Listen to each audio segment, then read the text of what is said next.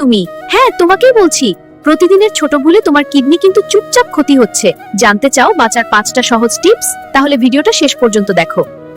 কিডনির প্রধান কাজ রক্ত পরিষ্কার করা, তাই দিনে অন্তত 8 গ্লাস পানি পান করুন। তবে একবারে বেশি না খেয়ে সারাদিন অল্প অল্প করে পানি খাওয়া কিডনির জন্য বেশি উপকারী। টিপ 2, লবণের পরিমাণ কমান। অতিরিক্ত লবণ রক্তচাপ বাড়িয়ে দেয়, যা সরাসরি কিডনির ওপর চাপ সৃষ্টি করে। তাই কাঁচা লবণ খাওয়া একদম বন্ধ করুন।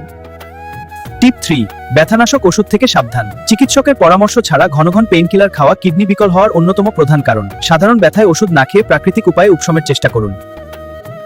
টিপস 4, প্রতিদিন সর্বনিম্ন 30 মিনিট হাঁটুন কিংবা ব্যায়াম করুন, এতে কিডনি ভালো থাকে। টিপস 5, পর্যাপ্ত ঘুম। রাতে অন্তত 7টা গভীর ঘুম শরীরের টিস্যু মেরামতে সাহায্য করে, যা কিডনিকে সুস্থ রাখতে অপরিহার্য।